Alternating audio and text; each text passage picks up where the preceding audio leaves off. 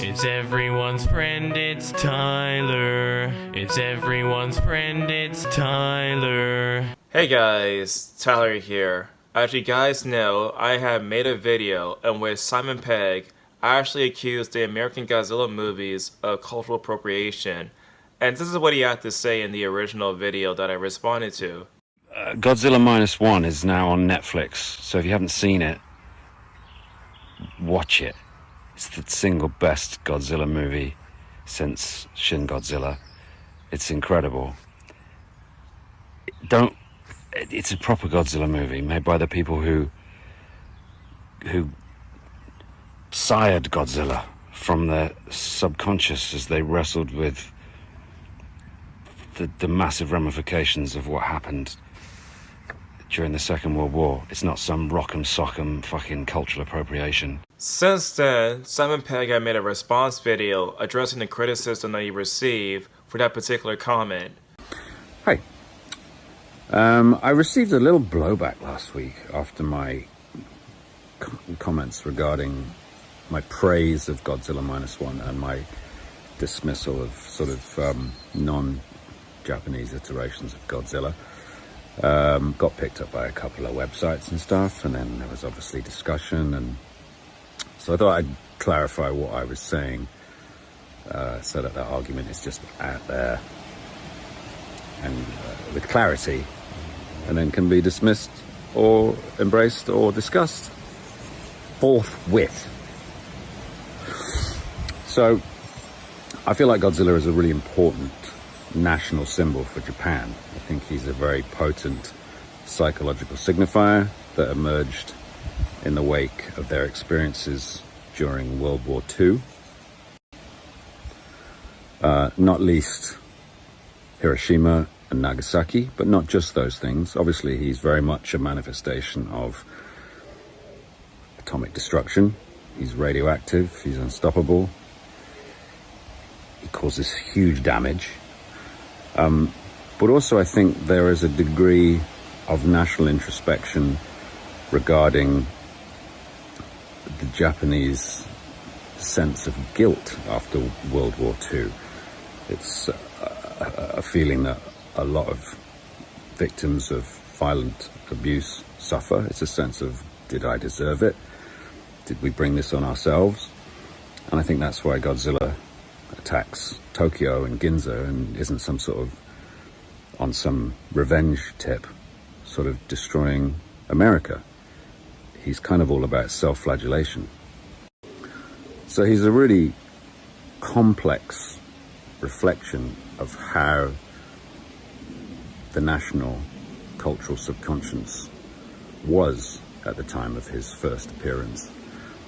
The Japanese were wrestling with a lot of things, and in that respect, he's one of the most sort of fertile and interesting expressions of collective sort of introspection that there is in the entire history of cinema, I think. He's incredibly significant to that group of people. To everyone else, he's just IP. To everyone else, he's just a monster. Godzilla is a word that represents the potential for brand recognition. In anyone else's hands, he doesn't have the same sort of power.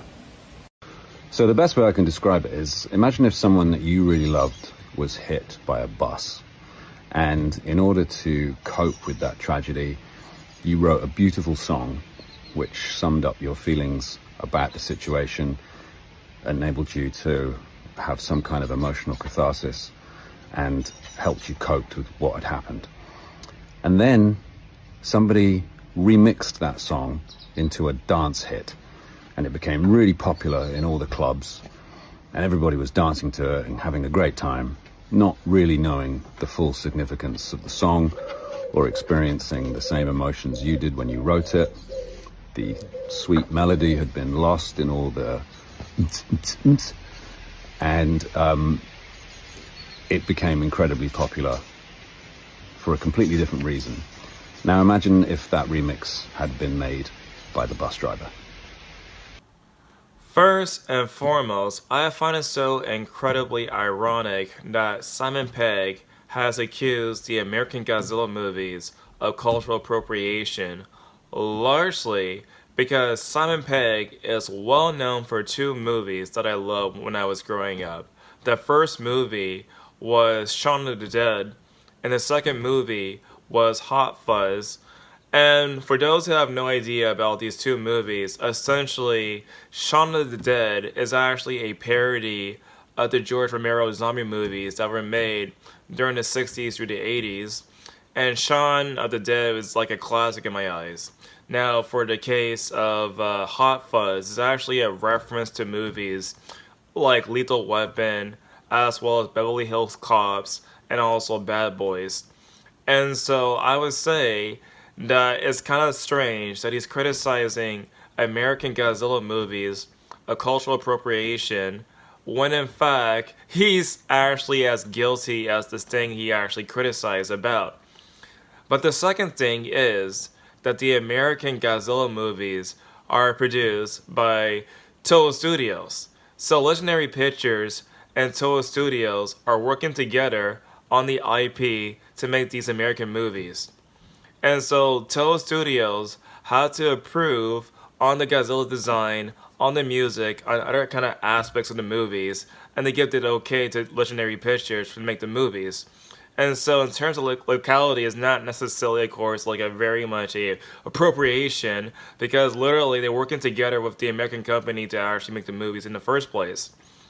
Now, in respect to the whole entire analogy about basically people using the IP as a way to basically tarnish the legacy, that's not necessarily true in the slightest, because it seems to suggest that more or less that the American movies were the ones that started the whole entire idea of Godzilla fighting monsters, but that's simply not true in the slightest. These movies right here are like a small sample of the Godzilla movies in which Godzilla fought against other monsters during the 60s and 70s. So, for those who are complaining about the fact that the American Godzilla movies more or less cannot handle a candle to the Japanese version because the Japanese versions take themselves seriously, you guys need to watch more Godzilla movies, honestly.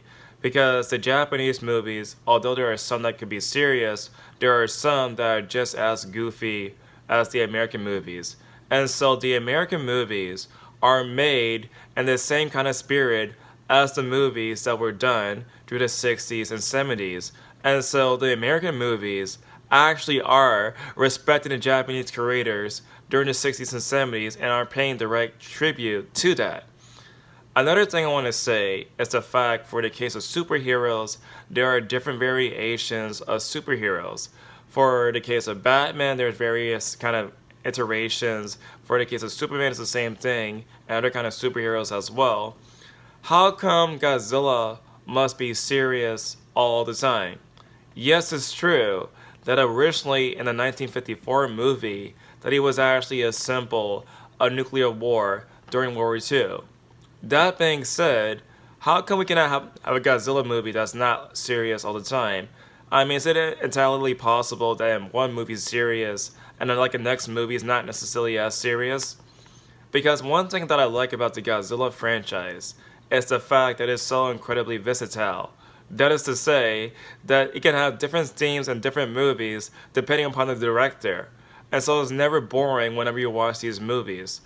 And so the way I see these kind of movies are serious and non-serious, it's like, it's a kind of versatile way to show everybody the different sides of the monsters. And so there are some people that might prefer the more serious movies, some people that might prefer the more lighthearted movies, and some people like me who enjoy both. And so Godzilla as a character is not necessarily, of course, basically have to be one way or the other. It could be like, both ways and have coexistence. And so I don't understand this notion that because the filmmakers go different directions, that means they don't necessarily care about the IP, largely because they're taking care of the IP as much as they can based upon the whole entire material that was done by the Japanese creators. But anyway, what do you guys think about my response? Tell me in the comment section down below.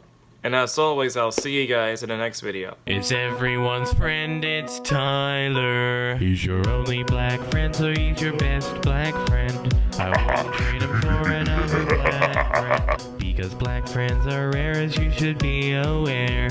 He smiles like Richard Pryor, so just sit and stare. It's everyone's friend, it's Tyler. It's everyone's friend, it's Tyler. It's everyone's friend, it's Tyler.